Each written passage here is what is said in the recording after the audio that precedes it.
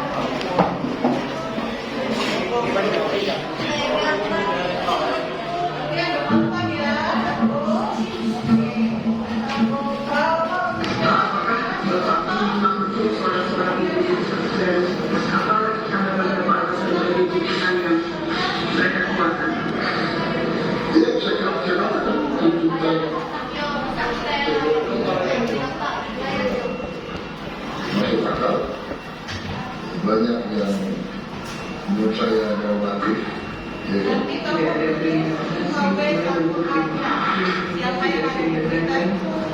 Peristiwa 28-29. Ya saya kira kalau investigasi independen saya ini masuk akal, segera saya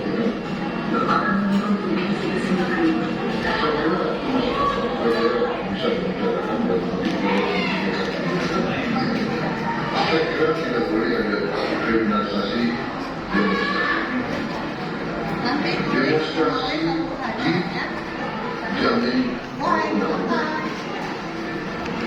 berkumpul, menyatakan pendapat itu sah, tapi harus damai, harus sesuai dengan aturan dan undang-undang.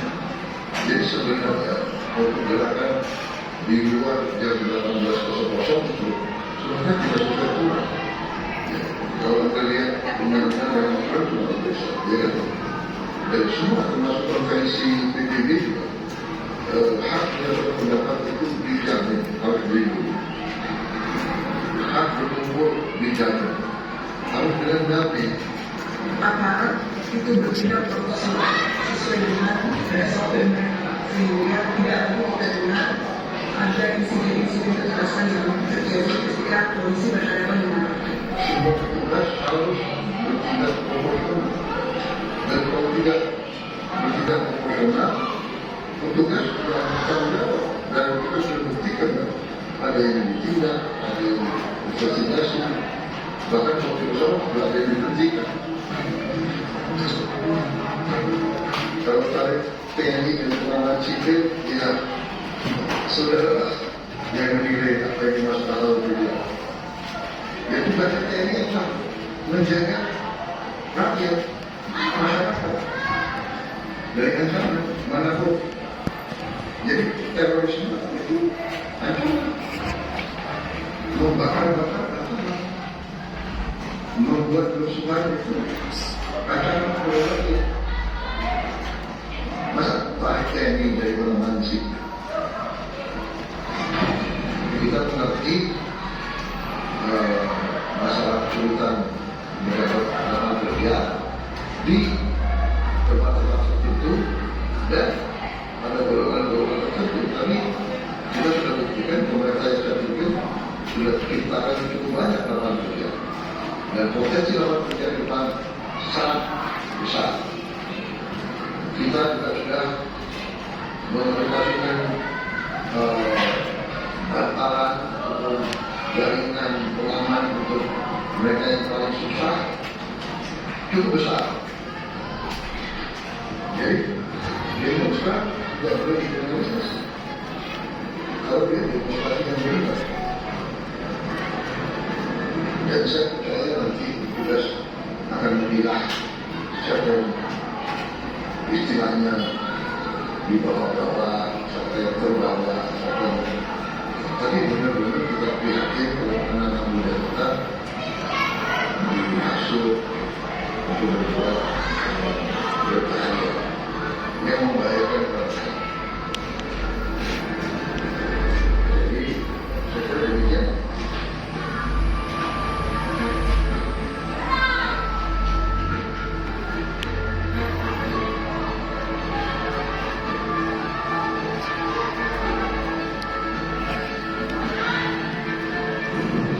Jadi pihak-pihak yang melakukan ini menurut saya memang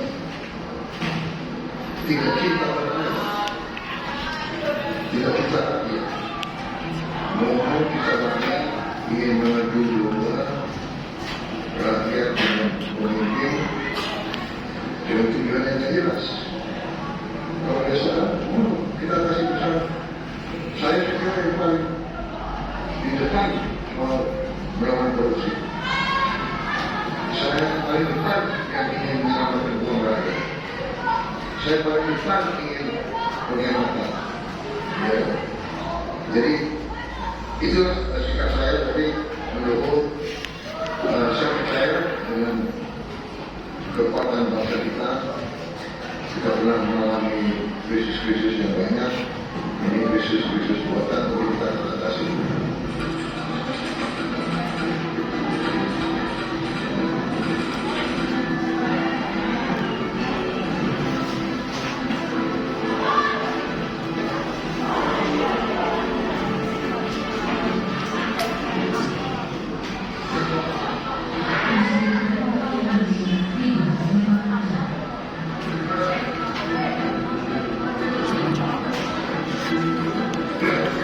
Terima kasih.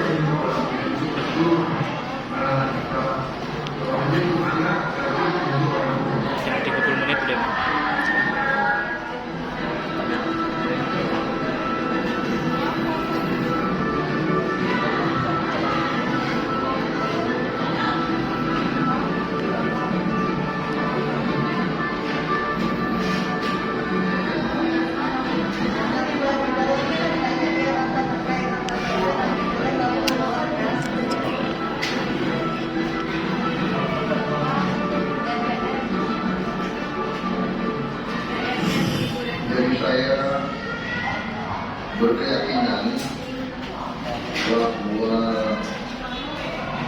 fundamental ekonomi dan politik Indonesia cukup kuat dan solid.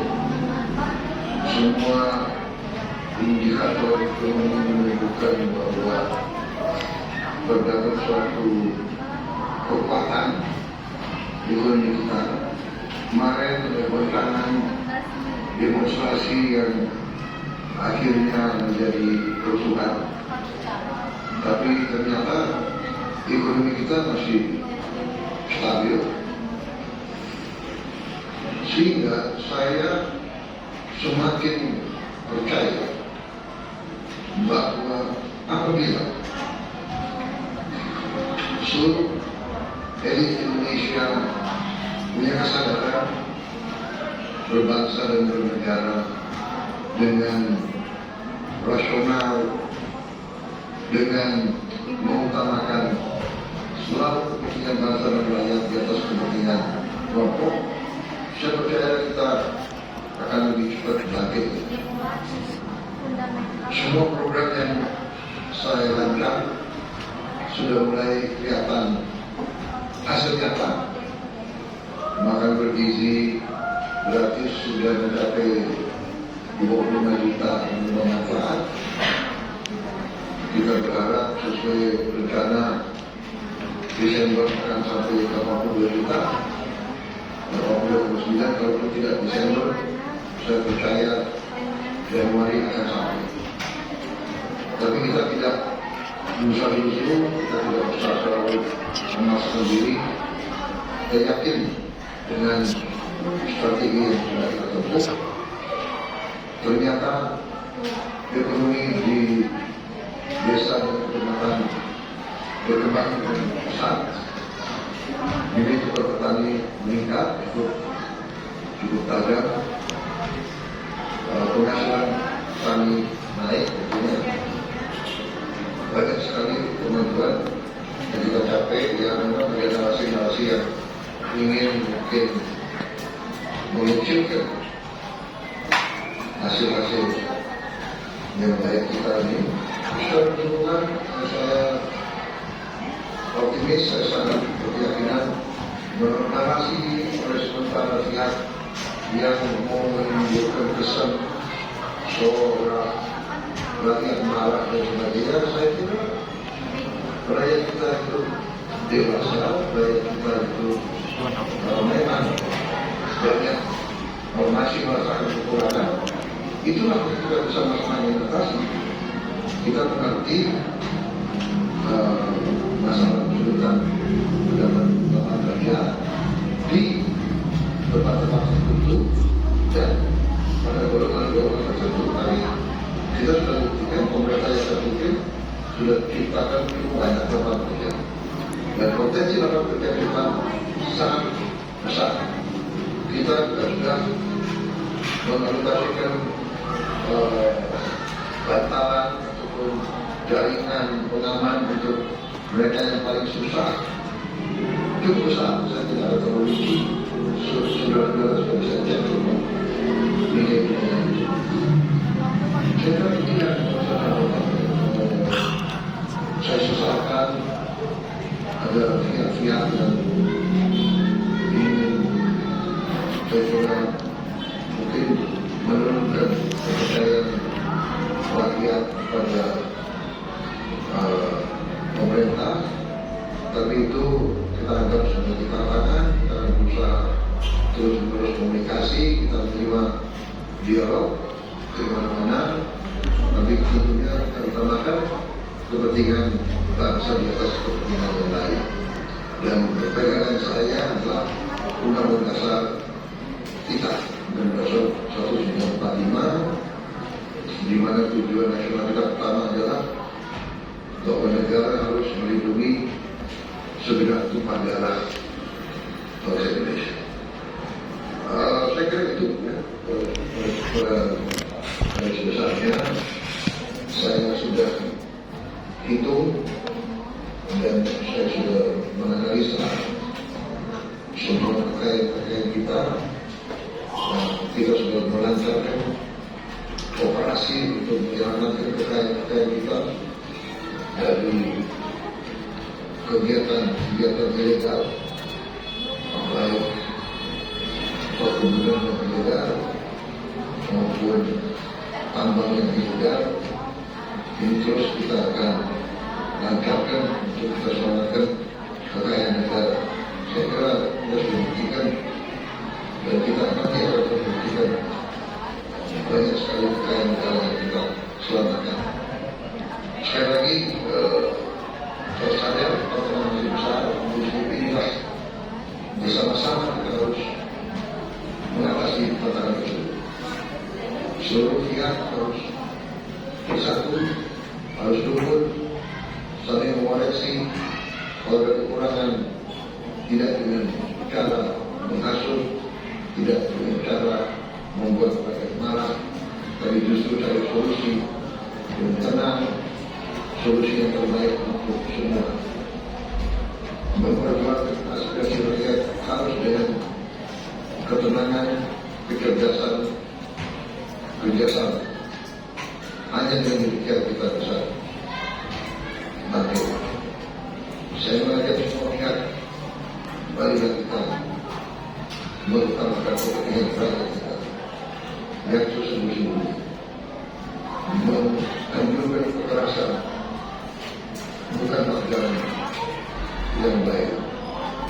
Justru itu akan menghambat perbaikan-perbaikan yang kita inginkan. Saya bertekad untuk melawan korupsi. Saya juga dulu, saya tahu risikonya, tapi saya yakin dan percaya berat bersama saya. Terima kasih.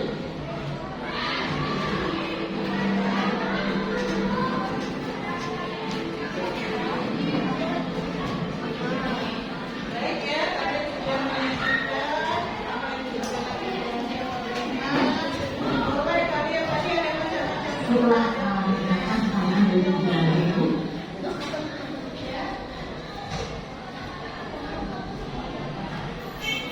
Ada yang isinya opini, ada yang informasi, dan ini ada berita, buat dan lain-lain. Dan sekarang yang punya kertas karena B, ya. Coba tulis siapa saja tokoh yang ada di sini. Terus selalu kita dengarkan. Nah, yang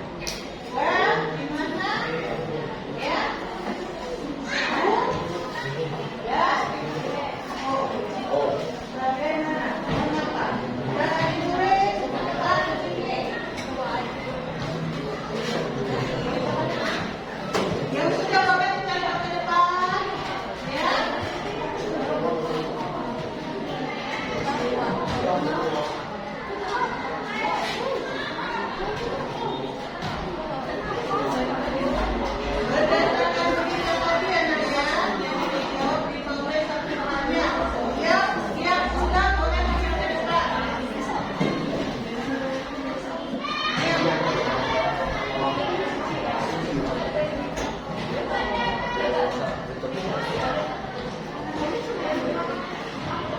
tulis apa aja, tapi yang dimana tablet, baik. Ya, 5 tes terbuka, kamu yang bisa yang mana?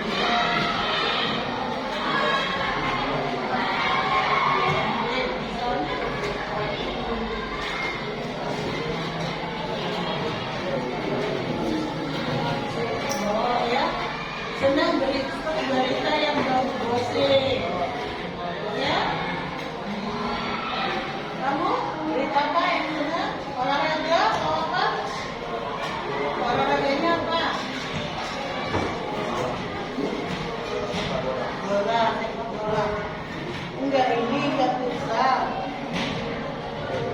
Hah? Dua. Coba sekarang kamu di depan tantangan minta tentang yang habis itu.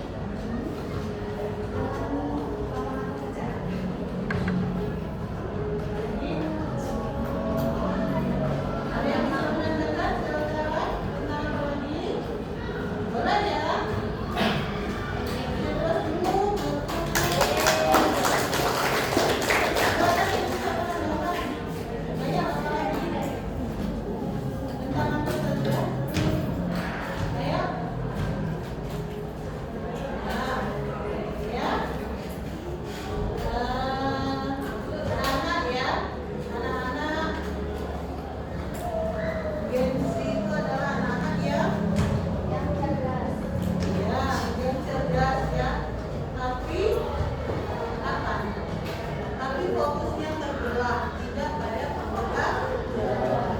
Ya, jarang ya yang mereka itu suka dengan hal-hal yang mendorong edukasi ya, senangnya ya entertain atau hiburan tidak apa-apa, tapi sekarang formatnya harus diseimbangkan antara belajar dengan hiburan. Ada yang suka nyanyi? Nah, siapa yang suka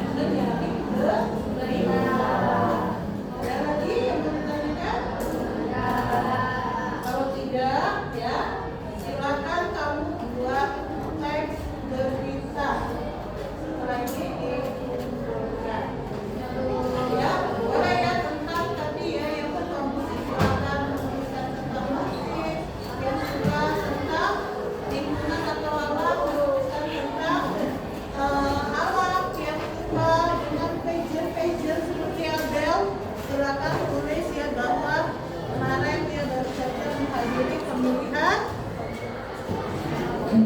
Bujang Gadis Kampung. Nah, silakan ya, mungkin kamu berkenalan dengan Bujang Gadis Bengkulu.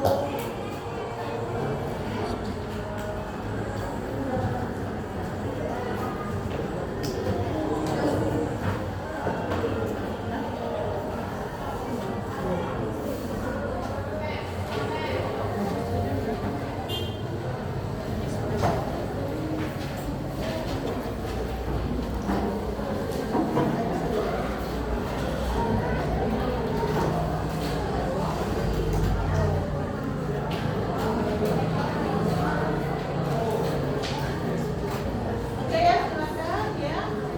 Kalian menulis berita. Latihan menulis. Menulis saja tentang yang kalian suka. Ya.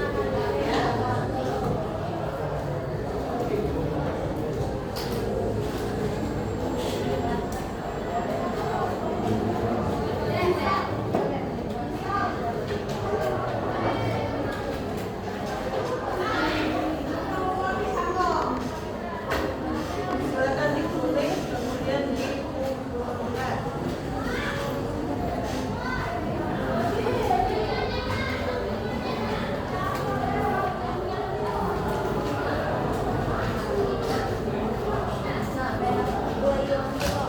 Kalau ada yang mau nulis berarti nanti ada berbicaranya ya. Berarti kamu harus menyampaikan berita ke silakan.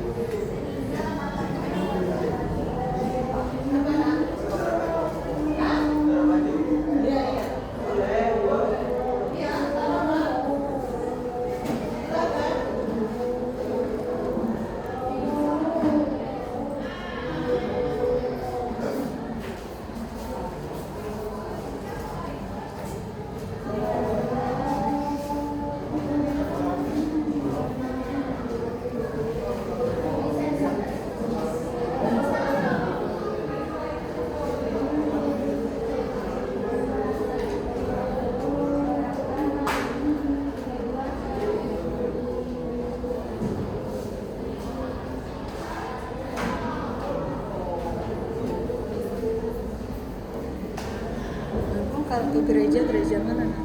Sampai Oh, sana.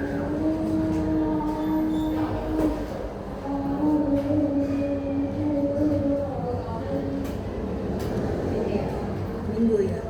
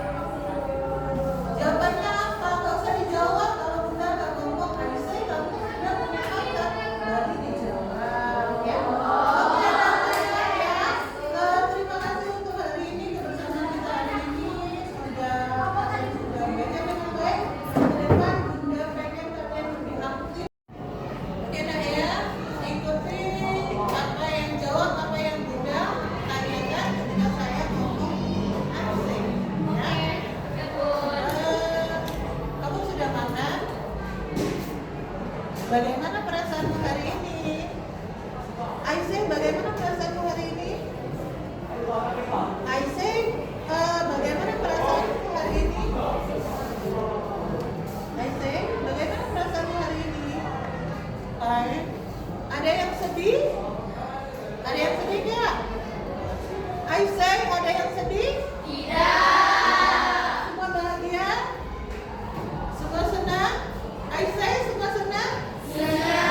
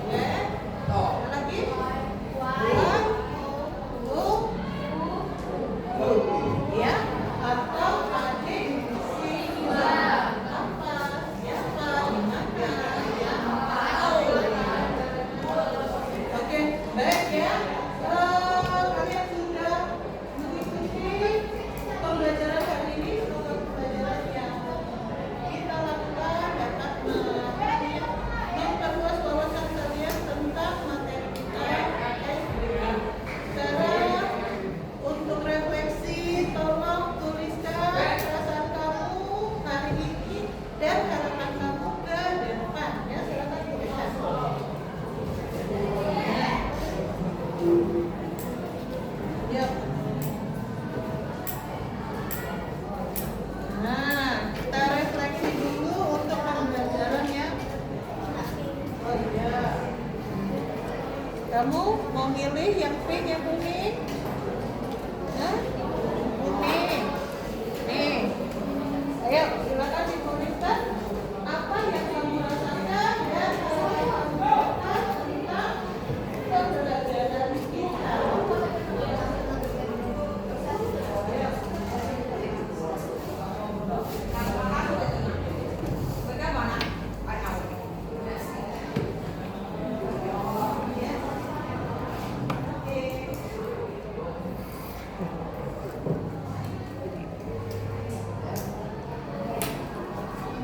Terus jujur ya.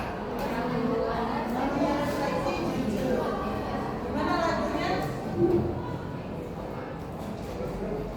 Ya bisa lagunya.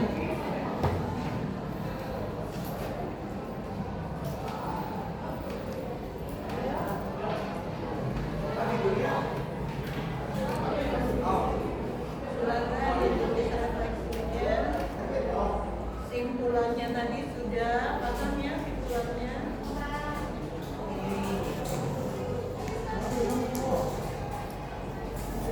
Kalau sudah boleh dikumpulkan. Ayo silakan kumpulkan.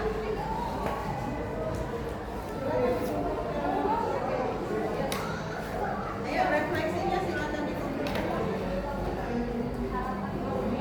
Ayo. Iya. Yuk. Terima kasih. Saya akan baca satu-satu. Oke, sudah? Yuk, yuk, yuk.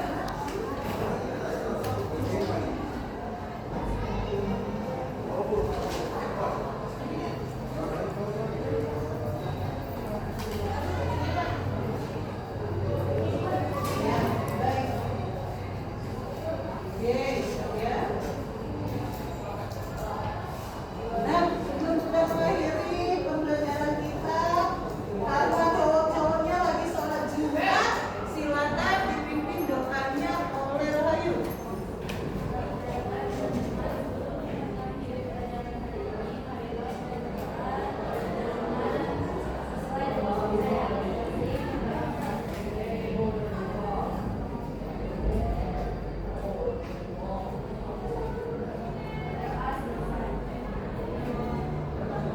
Oke, nah ya, jadi ke depan kita akan belajar tentang refleksi cerpen.